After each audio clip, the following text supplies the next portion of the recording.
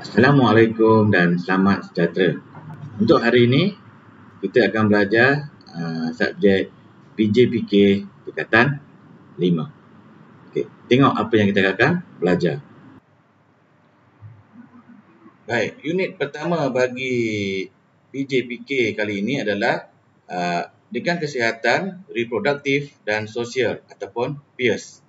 Okey, standard pelajaran kali ini adalah menyatakan hak kesihatan reproduktif dan seksual, menjelaskan kepentingan mengetahui hak kesihatan reproduktif dan seksual. Ketiga, mengaplikasikan kemahiran kecekapan psikososial dalam menangani isu penafian hak kesihatan reproduktif dan seksual. Yang keempat, menjana idea cara menyebar luas maklumat hak kesihatan reproduktif dan seksual yang dapat meningkatkan literasi kesihatan. Seterusnya, menyatakan maksud ambang seksual, mengenal pasti tingkah laku ambang seksual, mengaplikasikan kemahiran berkata tidak kepada ambang seksual dan menganalisis kesan kepada mangsa dan pemangsa sekiranya kes ambang seksual tidak ditangani. Untuk hari ini kita hanya belajar daripada standard yang pertama sampai ke 4 sahaja ya.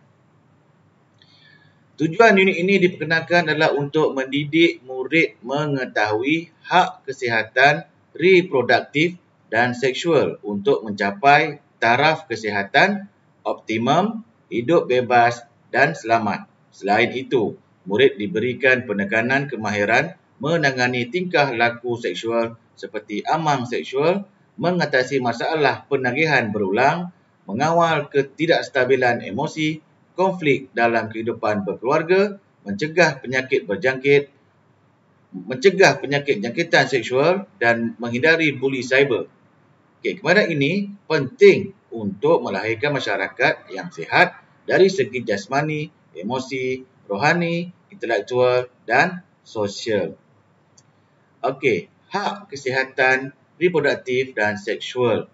Okey, bermaksud maksud bagi kesihatan reproduktif adalah keadaan individu yang sihat fizikal, mental dan sosial serta bebas daripada penyakit yang berkaitan dengan sistem reproduktif. Ini merangkumi keupayaan untuk menjalin kehidupan seksual yang selamat serta bebas membuat pilihan yang bertanggungjawab. Baik, Kementerian Pembangunan Wanita, Keluarga dan Masyarakat KPWKM tahun 2012 mentakrifkan pendidikan kesihatan reproduktif dan seksual sebagai asas kukuh kepada perkembangan serta pembangunan insan yang sihat, berakhlak mulia dan saling menghormati. Okey, apa dia hak? Hak untuk pendidikan reproduktif dan seksual.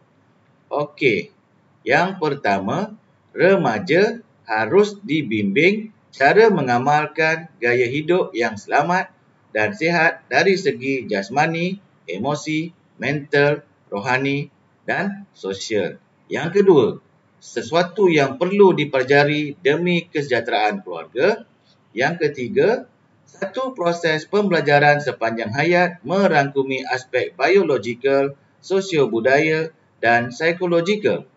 Dan yang keempat, mengamalkan tingkah laku yang baik dalam kehidupan demi mengukuhkan institusi kekeluargaan. Itu adalah hak untuk pendidikan reproduktif dan seksual. Okey, contoh hak-hak yang patut kita dapat. Hak untuk hidup, kebebasan dan keselamatan.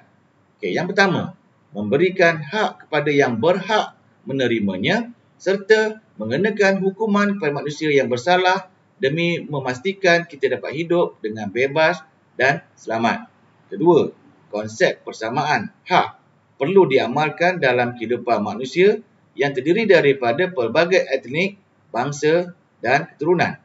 Yang ketiga, kita berhak hidup aman damai dan bergerak bebas. Itu yang pertama ya.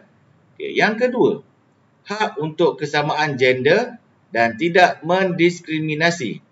Yang pertama, wanita dan lelaki diberi peluang yang sama untuk memajukan diri, keluarga, masyarakat dan negara.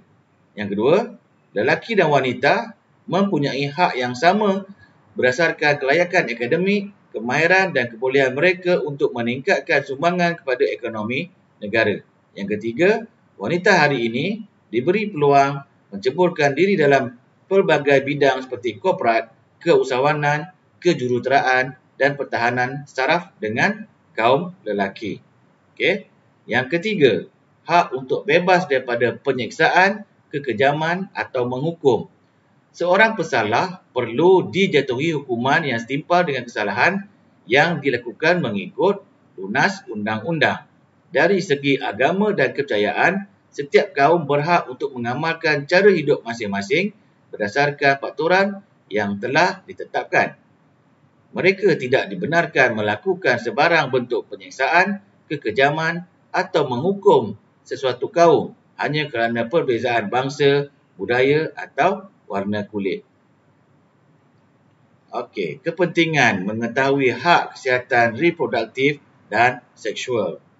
Okey, menurut Pertubuhan Kesihatan Sedunia WHO, World Health Organization, istilah remaja ditafsirkan sebagai seseorang yang berada dalam lingkungan umur yang antara 10 hingga 19 tahun. Peringkat umur ini, seseorang individu melalui masa peralihan dari alam kanak-kanak ke alam dewasa yang penuh dengan cabaran fizikal, mental dan sosial. Golongan remaja perlu mengetahui kepentingan hak kesihatan reproduktif dan seksual mereka dengan sebaik-baiknya sebelum menempuh alam dewasa. Kena fahamkan ayat ini. Maksudnya, dalam peringkat peralihan dari alam kanak-kanak ke alam dewasa. Okey. Hak daripada perspektif individu. Remaja perlu melindungi diri mereka daripada menjadi mangsa penderaan seksual. Mereka perlu tahu batasan pergaulan antara lelaki dan perempuan. Ayat ini saya suka. Mereka perlu tahu batasan, tahu batas pergaulan antara lelaki dan perempuan. Okey, harap dapat difahamkan di situlah. Okey, yang kedua, remaja perlu menjadi individu yang berpengetahuan tentang reproduktif dan seksual. Remaja kena ambil tahu apa dia reproduktif dan seksual. Yang ketiga, remaja berhak mendapatkan maklumat dan perkhidmatan kesihatan untuk meningkatkan tahap kesihatan. Okey, ini hak daripada perspektif keluarga. Yang pertama, remaja berhak mendapat bimbingan daripada ibu bapa dalam kesihatan reproduktif mereka. Kedua, remaja perlu diberikan pengetahuan tentang sentuhan selamat dan tidak selamat. Remaja perlu lebih terbuka untuk berkongsi masalah dengan keluarga. Keempat, nilai-nilai murni dari agama perlu diterapkan sejak awal secara berterusan. Okey. Hak daripada perspektif masyarakat. Pertama, remaja perlu dilindungi daripada terjebak dalam gejala sosial. Kedua, remaja perlu mendapat bimbingan masyarakat tentang kesan dan akibat daripada gejala sosial yang mudah mempengaruhi mereka. Ketiga, remaja perlu peka dengan situasi yang berlaku di sekeliling mereka. Keempat, menyediakan perkhidmatan kaunseling kepada remaja dan keluarga dengan tujuan membantu menyelesaikan masalah yang dihadapi. Okey? Baik. Menangani isu penafian hak kesihatan reproduktif dan seksual dari sudut kecekapan psikososial secara 4M. Yang pertama, mendengar. Okey, ibu bapa harus membimbing, mendengar dan membimbing remaja berhubung dengan kesihatan reproduktif seperti hak diri, penganiayaan dan penyakit berkaitan. Okey. Yang kedua, mendidik. Remaja diajak untuk mengenali sentuhan selamat dan tidak selamat serta berkata tidak terhadap perkara yang melanggar hak mereka. Okey, yang ketiga, melindungi. Remaja perlu dilindungi daripada menjadi mangsa penderaan seksual dan keganasan. Dan yang keempat, memerhati. Remaja boleh mengesan tingkah laku buruk pemangsa serta mengetahui batas dalam pergaulan.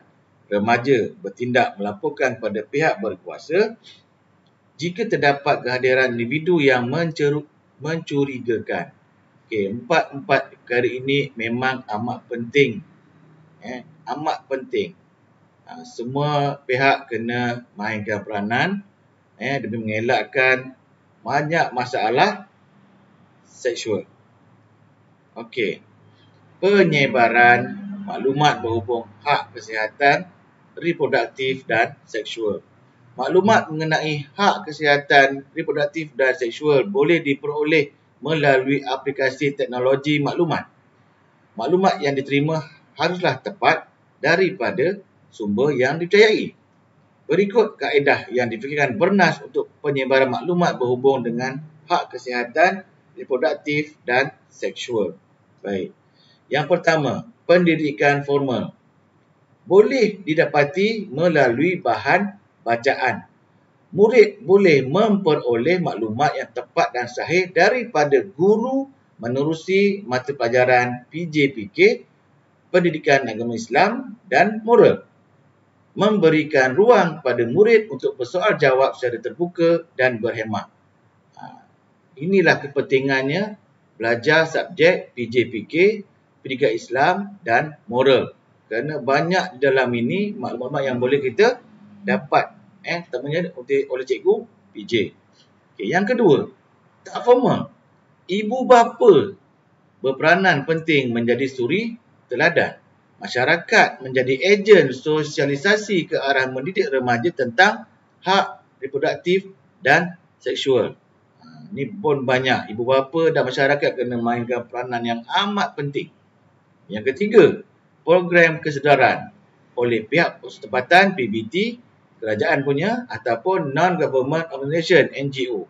Sebaran maklumat menerusi kempen kesihatan, program kemasyarakatan dan poster tentang hak kesihatan reproduktif dan seksual. Pihak ini pun kena mainkan peranan. Yang keempat, perbincangan dengan rakan.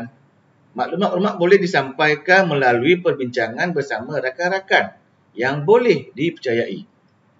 Remaja boleh berkongsi maklumat dengan rakan tentang hak kesihatan reproduktif dan seksual dengan masalah dalam kalangan mereka.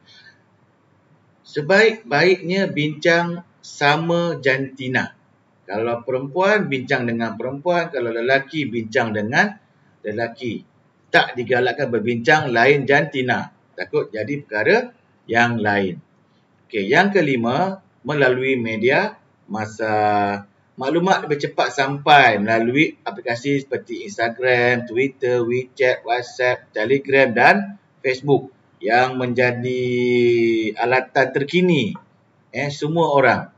Baik, remaja harus bijak menilai segala dapatan maklumat sebelum mengamalkan serta menyebarluaskan maklumat tersebut. Ketiga, pastikan maklumat tersebut didapati daripada sumber yang boleh dipercayai seperti laman web KKM, laman web Kementerian Pembangunan Wanita, Keluarga dan Masyarakat dan sumber jurnal akademik yang lain. Pastikan pula sumber yang sahih dan tepat. Okey, tak boleh ambil sebarangan saja. Okey. Sekian saja untuk kali ini. Kita jumpa lagi di masa hadapan. Sekian, terima kasih.